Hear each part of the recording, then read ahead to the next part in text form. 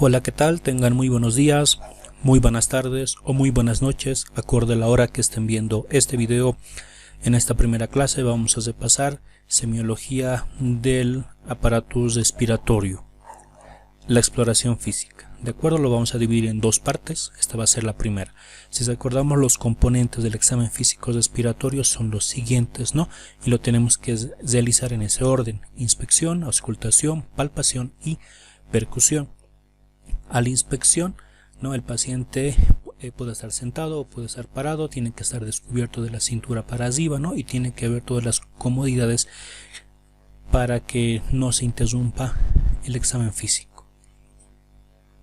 Hay que ver lo que es tanto la cara anterior, la cara posterior y las caras laterales de la misma, ¿no? Para poder ver las caras laterales, se puede pedir al paciente que eleve lo que son las manos, ¿no? Y las ponga sobre la cabeza. En la inspección se va a clasificar en estática y dinámica. En la dinámica vamos a ver las características en relación a la expansión, ¿no? Y los movimientos de la caja torácica. En la inspección estática, ¿no? Lo vamos a ver al tórax así, estático, y vamos a ver el estado de la piel, las características del tejido celular subcutáneo. Vamos a ver las estructuras musculoesqueléticas, vamos a ver la forma, la simetría, si existe o no la presencia de abombamientos y retracciones, ¿no? Y algunas otras características en relación a las estructuras que la conforman. Es muy importante ver si existe o no, por ejemplo, la presencia de pezones supernumerarios a nivel de lo que es la línea mamilar, ver si existe patrones vasculares superficiales, ya sean venosos o arteriales, ver la característica de la grasa subyacente, ¿no? Digamos, si existiera o no la presencia de ginecomastia, ver si existe prominencias a nivel costal, ¿no? Etcétera. Luego ya lo determinaremos si se debe a una causa adquirida o causa congénita, ¿no? También se puede ver lo que es el estado general nutricional, ¿no? Muy bien. Las características del tórax normal, su configuración va a depender de las siguientes estructuras anatómicas: lo que es la columna vertebral, el esternón y las costillas, ¿no? Si recordamos, el tórax tiene una forma de embudo, ¿no? Es de forma regular, simétrica en ambas mitades, no presenta ni abombamientos ni retracciones. Las costillas y los espacios intercostales van dirigidos hacia afuera, hacia atrás, ¿verdad? Y cuando una persona empieza a ventilar, ¿no? Los movimientos en ambos lados, derecho e izquierdo, en ambos semitórax, generalmente son simétricos. Si recordamos los biotipos, que ya lo vimos en una videoclase previa, existen los siguientes: el longilíneo, ¿no? En las personas delgadas y de gran estatura, en la cual el diámetro vertical es mayor al anteroposterior y transversal; el brevilíneo, en la cual se relaciona con personas de baja estatura y obesas, en las cuales el diámetro transversal es mayor al anteroposterior y al vertical, ¿no? El normilíneo; normolíneo, en la cual hay una semejanza en lo que es el diámetro anteroposterior y el transversal, ¿no? Y el cilíndrico, presente en los niños de corta edad. Hay como parte del aparato respiratorio, ¿no? Ya que estas estructuras, la laringe y la tráquea, se encuentran en cuello, ¿verdad? Hay que ver que la tráquea y la laringe estén en posición central, ¿no? Y por encima de lo que es la horquilla esternal. Hay que comparar también lo que es el diámetro transversal y anteroposterior, ¿no? La relación normal es 1:2. ¿En qué casos, por ejemplo, esa relación puede verse alterada, ¿no? Por ejemplo, el diámetro anteroposterior, que es 1, ¿no? En relación al diámetro transversal, que es 2, puede encontrarse aumentado, por ejemplo, en alteraciones musculoesqueléticas, como pueden ver en el gráfico, en pacientes ancianos, ¿no? Y en enfermedades respiratorias crónicas. También vamos a ver la morfología y simetría, ¿no? De la caja torácica. Vamos a ver las deformaciones que pueden que puede presentar esta. Las vamos a clasificar en congénitas y adquiridas, ¿de acuerdo? Pero antes, en este pequeño cuadro se puede ver un resumen de las mismas, las más importantes, ¿no? Ahí tenemos el tórax normal, ¿no? La relación 1 anteroposterior, 2 transversal. Miren cómo en el tórax enfisematoso hay un aumento de lo que es el diámetro transversal, o puede estar deforme. En el tórax sifoescoliótico, ¿no? Cómo puede presentar una depresión anterior en el caso del llamado pectus excavatum, ¿no? O acanalado, o presentar una pequeña protrusión hacia afuera en el pectus carinatum o tórax en quila. ¿De acuerdo? Vamos a empezar repasando algunas deformidades congénitas de la caja torácica, y tenemos lo que es el pectus excavatum, ¿no? O tórax excavado, en la cual hay una depresión a nivel de lo que es la cara anterior. Generalmente compromete la parte inferior de lo que es el esternón, la que se encuentra deprimida, ¿no? Muy bien, vamos a ver el siguiente, que es el tórax paralítico, el cual es más plano. Si pueden ver el gráfico, las costillas son más oblicuas, los hombros están caídos, miren, se puede ver, ¿no? El relieve de las escápulas, que están lateralizadas, están hacia afuera, ¿no? Hay ausencia de lo que es el décimo cartílago en relación a la décima costilla, ¿no?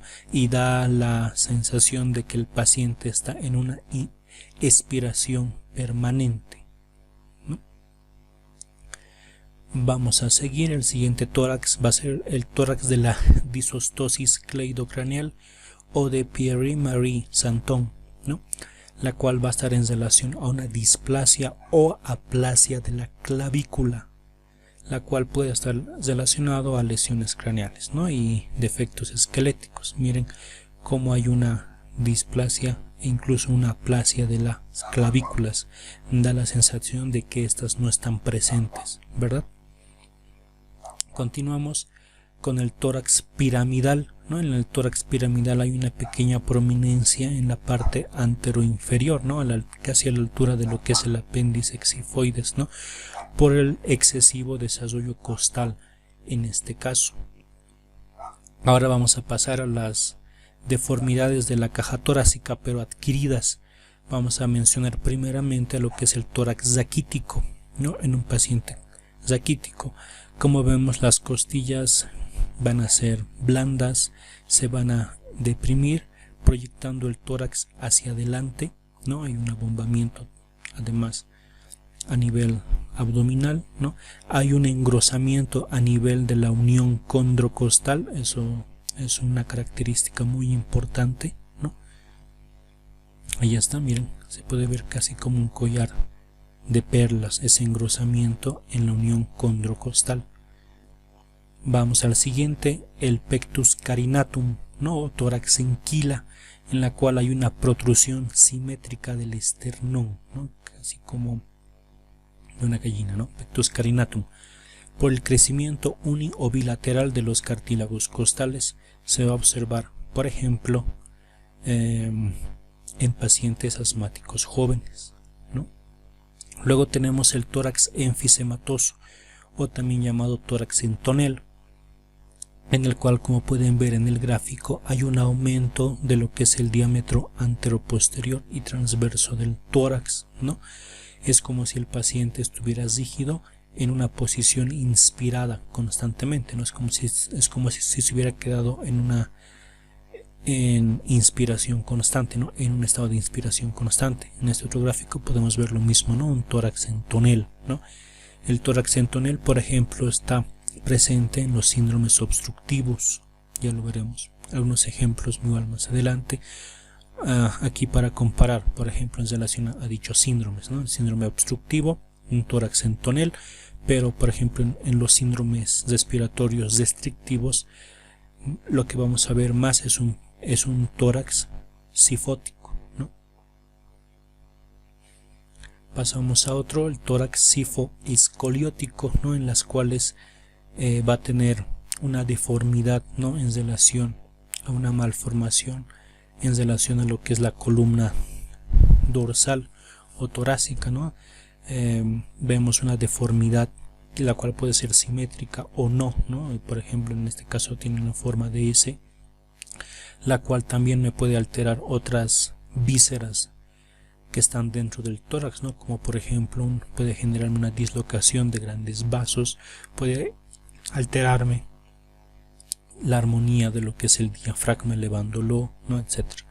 Por lo tanto, también es muy importante hacer el examen de columna pertinente, ¿no?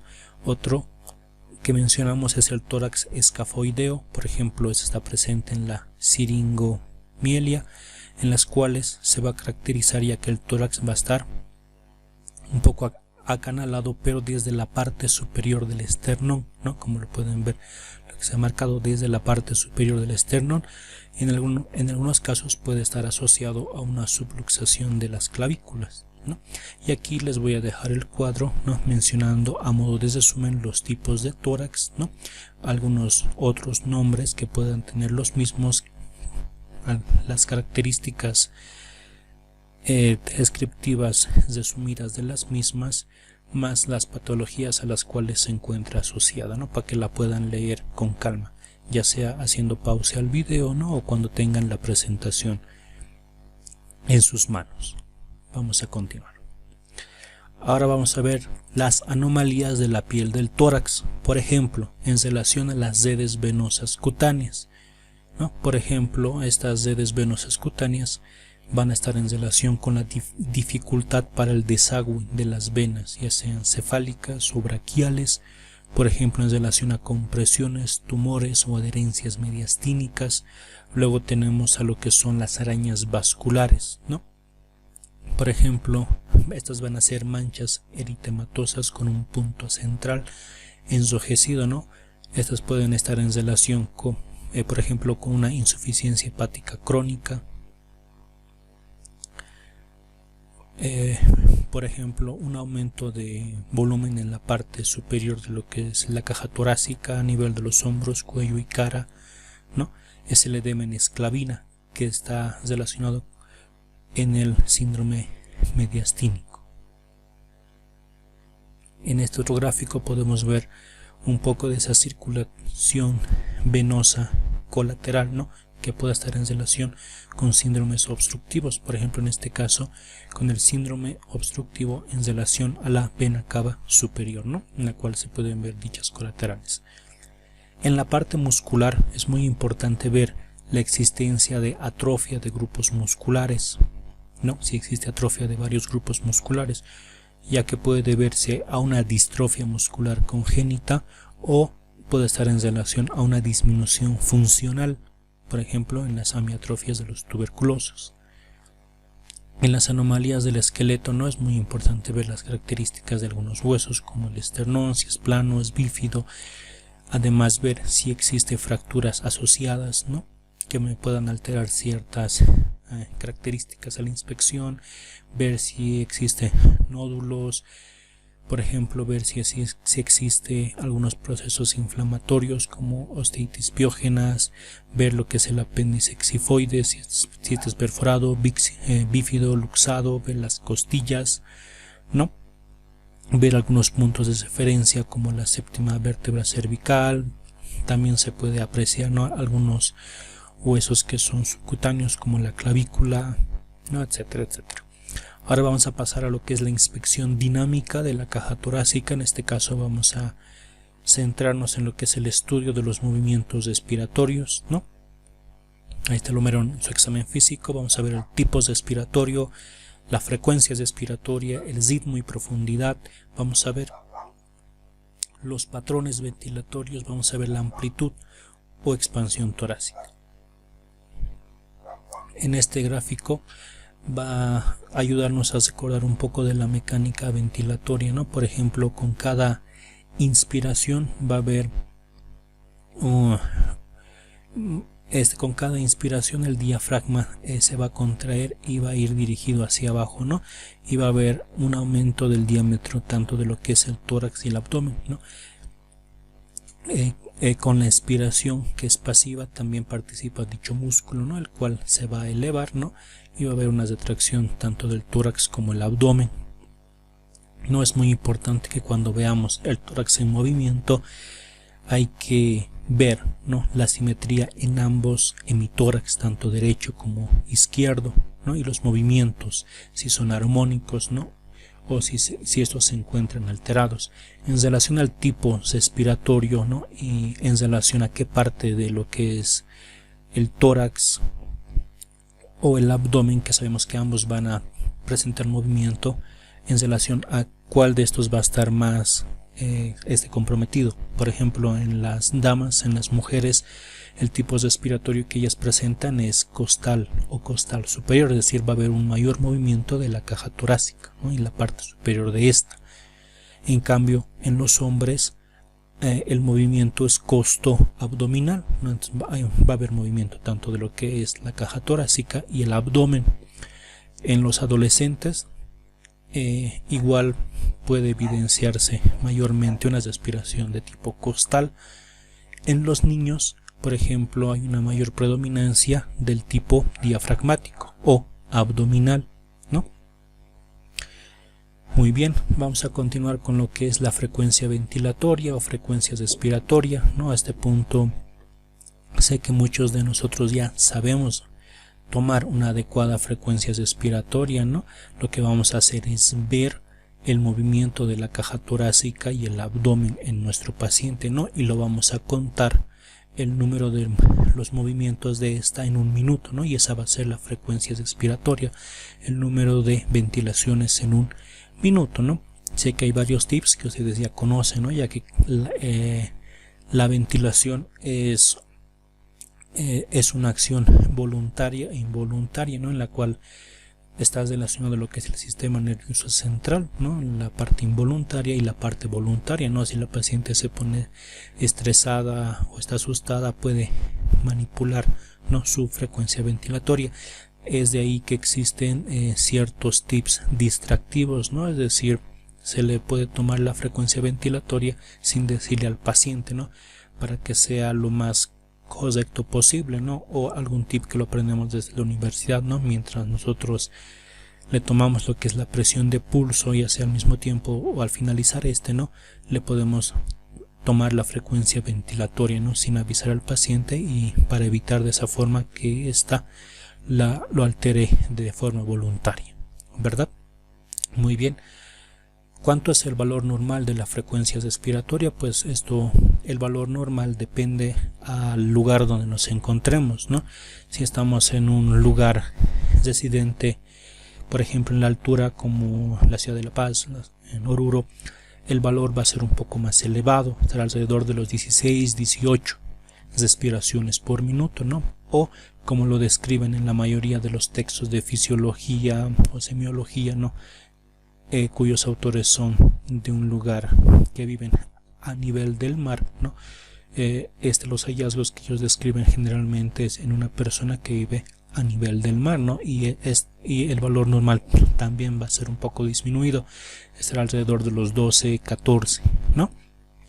De ahí que nos vamos a poner dos rangos, ¿no?, un valor mínimo y un valor máximo aceptable.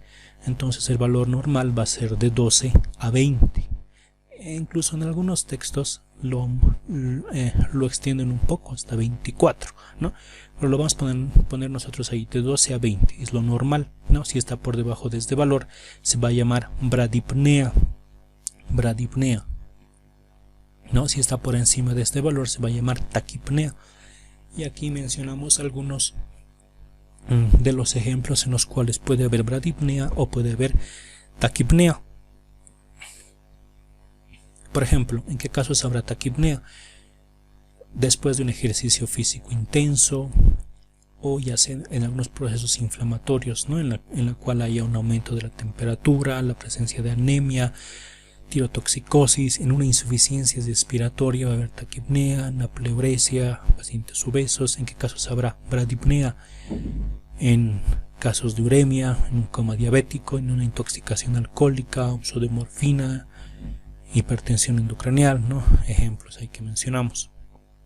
Vamos a ver lo que es la amplitud, la extensión de la caja torácica.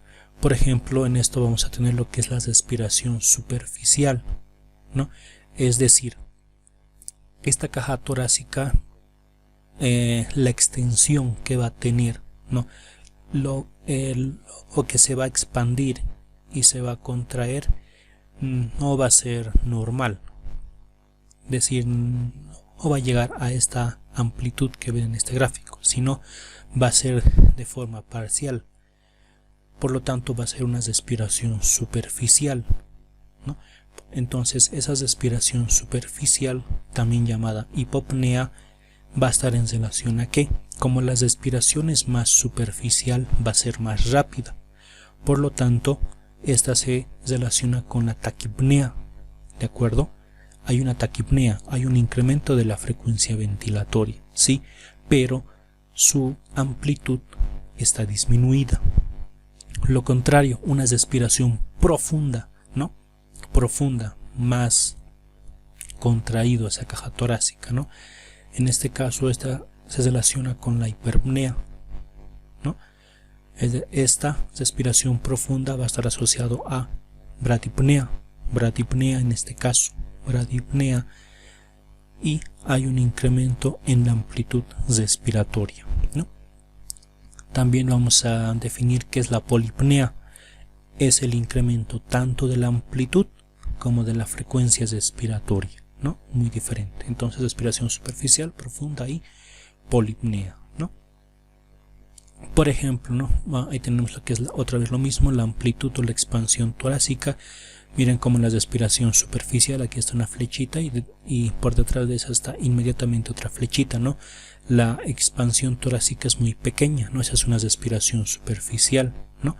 La cual generalmente se asociaba a ¿qué? A taquipnea, ¿no? Por ejemplo, ¿en qué casos vemos esto? En pacientes enfisematosos, en una sínfisis pleural, ¿no? Lo contrario, en una expansión torácica aumentada, en una respiración profunda, ¿no? Las flechitas me están representando la expansión de esa caja torácica, ¿no? En este caso, en comparación a la previa, miren, hay una mayor distancia, ¿no? De expansión, ¿no? Esa va a ser la profunda. Esta se relacionaba ¿a qué? A las bradipneas, ¿no? Por ejemplo, ¿en qué casos? En pacientes con acidosis, en pacientes que estén con una cetoacidosis diabética, en pacientes con uremia. Ejemplos. Continuamos ahora con lo que es el ritmo y la profundidad, ¿no? La respiración generalmente tiene que ser tranquila, no debe haber esfuerzo, ¿no? La relación del tiempo, ¿no? La relación inspiración, expiración es 1-2, ¿no? Eso es lo normal. Un tiempo para la inspiración y 2 para la expiración, ¿verdad? Si recordamos un poco de fisiología respiratoria, nosotros sabemos que el volumen corriente normal está alrededor de los 500 ml, ¿no? O si quieren ser más exactos, utilizar, ¿no? Lo que es el volumen tidal, ¿no? Que es 6 ml por kilogramo peso, ¿no? Y eso nos da un valor más exacto en relación a cada persona, ¿no? Ya que este es un promedio, ¿verdad? Generalmente es rítmico, ¿no? Por ejemplo, ¿en qué casos esta relación inspiración-expiración puede estar alterada? Por ejemplo, la inspiración se encuentra prolongada ¿en qué casos? En enfermedades laringeas, en enfermedades traqueales. La expiración, ¿en qué casos va a estar aún más prolongada? 1-4, 1-5, como ejemplo, ¿no? Por ejemplo, en enfermedades bronquiales, enfermedades pulmonares.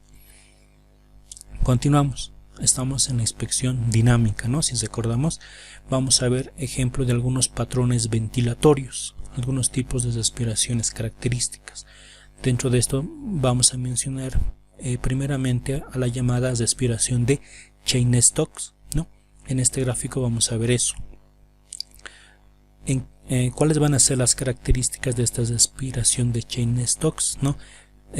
Esta se caracteriza ya que en la respiración hay periodos de apnea en la cual el paciente deja de respirar, que va a ir desde los 10 hasta los 30, en algunos casos hasta los 60 segundos, la cual se va a continuar de una amplitud progresiva, de lo que es la respiración, ¿no? Vean el gráfico, hay apnea, después la amplitud empieza a aumentar de forma progresiva, ¿no?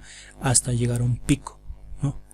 Hasta llegar a un pico y luego vuelve a descender nuevamente en forma progresiva, ¿no? Y otra vez se sigue de un periodo de apnea. Entonces esa va a ser la respiración de Cheyne-Stokes, aquella que va a haber apnea de 10 a 30 hasta 60 segundos, seguido de una respiración superficial que va a empezar a aumentar en forma progresiva hasta llegar a un pico y luego va a volver a disminuir y luego otra vez se va a continuar con un periodo de apnea, ¿no? Eso. ¿De acuerdo? Muy bien. Miren, por ejemplo, vamos a ver eso. Vean los gráficos en los siguientes videos, en los cuales vamos a ver la descripción que mencionamos en el gráfico, ¿no? La respiración de Cheyne-Stokes.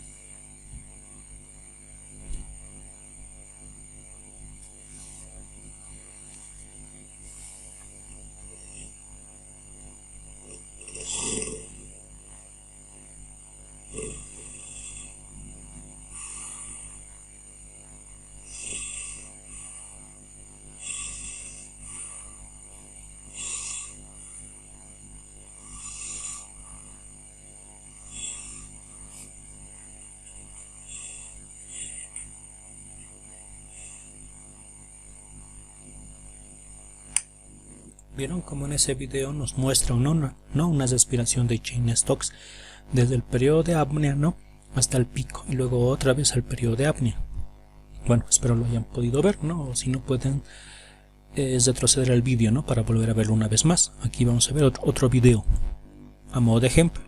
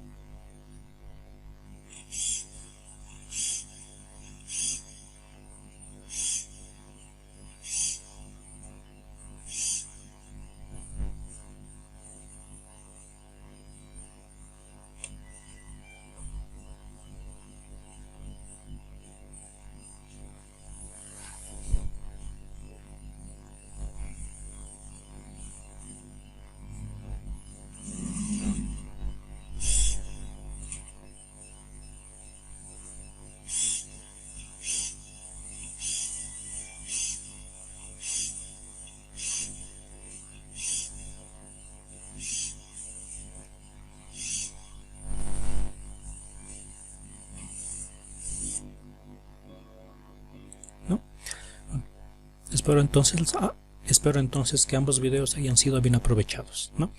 Por ejemplo, ¿en qué casos vamos a ver esta respiración de Cheyne-Stokes? En pacientes con insuficiencia cardíaca congestiva, en pacientes con insuficiencia circulatoria cerebral, pacientes con hipertensión endocraniana, en algunas neuropatías orgánicas, presencia de tumores, meningo, encefalitis, hemorragia cerebral, pacientes intoxicados por opiáceos, ¿no? Como ejemplos. Vamos a continuar con otro tipo de respiración, la respiración de Biot, ¿no? De Biot, en la cual hay un periodo de apnea, ¿no? Que puede ser variable, ir desde los 5 hasta los 30 segundos, ¿no? Periodo de apnea, la cual va a estar acompañada de una respiración con una amplitud igual o desigual, ¿no? Pero en este caso ya la amplitud es igual, miren, de la ventilación, ya no es progresiva como la de Cheyne-Stokes, ¿no? Apnea seguido de una respiración de amplitud igual o desigual, ¿no? Y luego otra vez apnea. Por ejemplo, en pacientes con meningitis, en pacientes con tumores cerebrales, en una hemorragia cerebral, en un hematoma extradural, ¿no? Vamos a mencionar también la de Kussmaul, igual luego vamos a ver un video para que lo puedan ver en un paciente, ¿de acuerdo? La respiración de Kussmaul, miren, en este caso se caracteriza, miren este gráfico, en inspiraciones profundas, ¿no? Y ruidosas seguidas de una pausa, ¿no? y de una expiración rápida igualmente, ¿no? Inspiración profunda seguido de una expiración rápida, inspiración profunda, expiración rápida, ¿no? Seguido por un intervalo de inspiración que luego sigue y se repite el ciclo, ¿no? Ahí está la respiración de Kussmaul, o también llamada respiración acidótica, ¿no? Por ejemplo, aquí vamos a ver igual. Ahí está.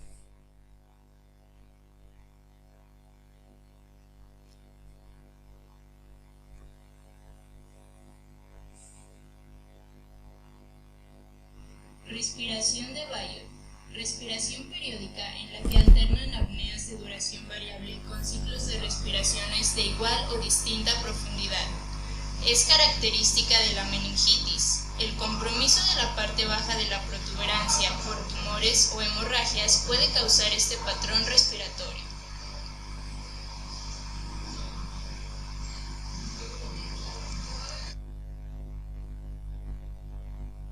Respiración Shea-Stokes.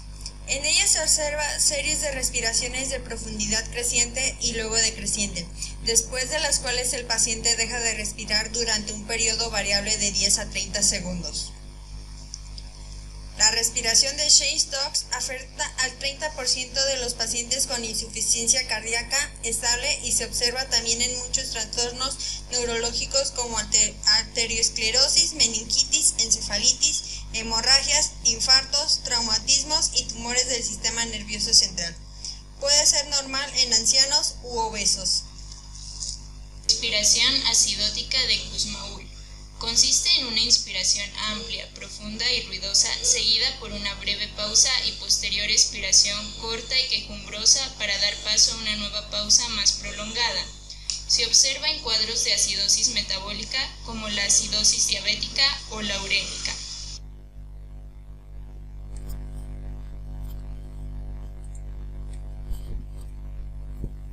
Vamos a continuar, ¿no?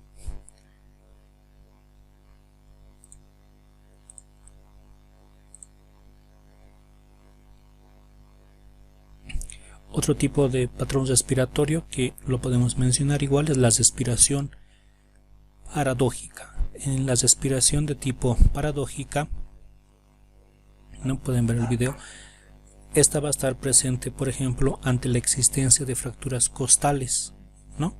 En los bolet costal, en la cual no hay fractura de 3 o más, ¿no? Costillas en 2 segmentos, ¿no? En las cuales, miren, aquí hay fractura de 3 costillas en 2 segmentos, ¿no? Es decir, que va a estar separado del resto de la caja torácica, ¿no? Es decir, mientras unas va a ir en una dirección, ¿no? Por ejemplo, en la inspiración, ¿no? Va a haber un aumento del diámetro de la caja torácica, pero va a haber una depresión, ¿no? De ese segmento fracturado, ¿no? Y lo contrario en la expiración, ¿no? Vamos a poner una vez más para que vean el gráfico.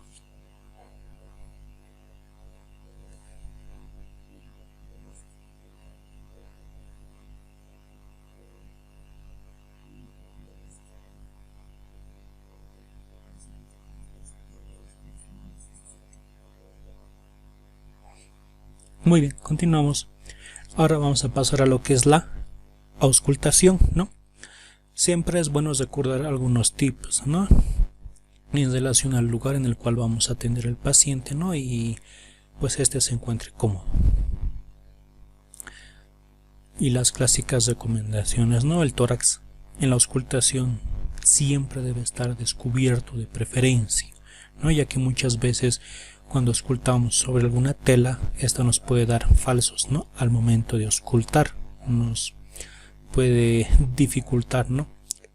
El poder escuchar bien los ruidos, ¿no? Y nos puede dar otras características de los mismos. Lo mismo en aquellos pacientes que son muy vellosos, ¿no? No es bueno auscultar sobre la piel velluda. ¿Qué es lo que vamos a ver? Vamos a repasar los ruidos respiratorios normales y los anormales, ¿de acuerdo? Vamos a ver lo que es el murmullo vesicular, ¿no? Y vamos a ir mencionando algunos ejemplos, como ser en los estertores, algunos soplos, ¿no? y algunos ruidos acompañantes. La auscultación debe ser de forma ordenada, debe ir desde lo que es el vértice, debe ir en forma descendente y siempre comparando con el otro lado, ¿no?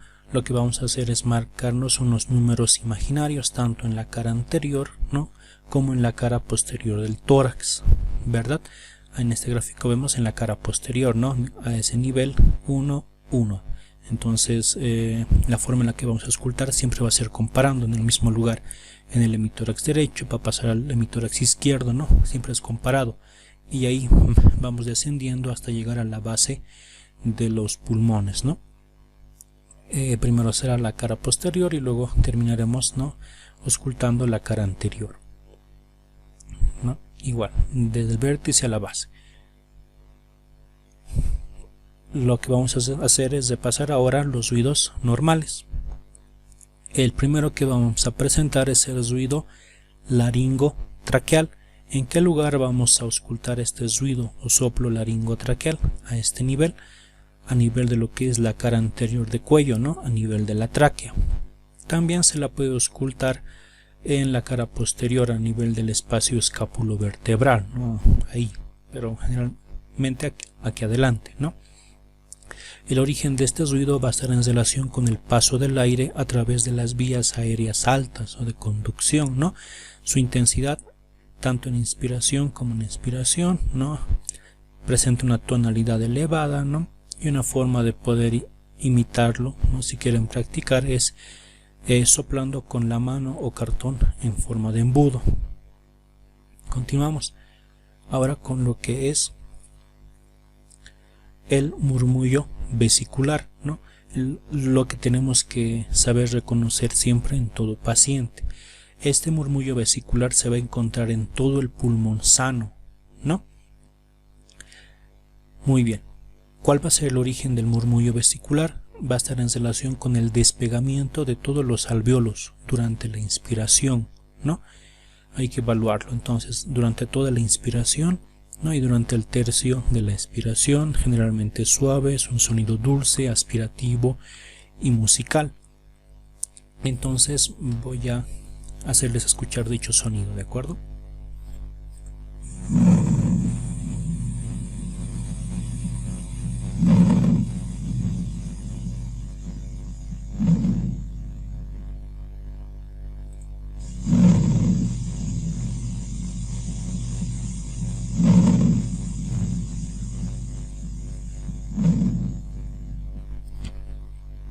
Bueno, espero lo hayan podido escuchar bien. Por ejemplo, ¿en qué casos podría haber una alteración en relación a la intensidad del murmullo vesicular? Puede encontrarse aumentada en los niños en una inspiración forzada. Por ejemplo, puede encontrarse disminuida en los atletas que son musculosos, en obesos, ¿no?, y en algunas otras entidades patológicas, como por ejemplo en un desame pleural, en un enfisema pulmonar, en un neumotórax, ¿no? Muy bien. Continuamos. Vamos a ver lo que es el ruido o soplo broncovesicular, ¿no? El ruido o soplo broncovesicular, este se va a encontrar a nivel de la región infraescapular, a nivel del manubrio del esternón, ¿no?, y en la región interescapular, ¿no?, donde podemos ver aquí este gráfico de acá. Su origen de este ruido broncovesicular va a estar en relación con la superposición del soplo laringotraqueal y murmullo vesicular, ¿no? Su intensidad es más larga en la fase expiratoria y presenta una tonalidad intermedia. Hasta este segmento vamos a ver en este primer video, ¿no?, y en el siguiente vamos a continuar. Gracias.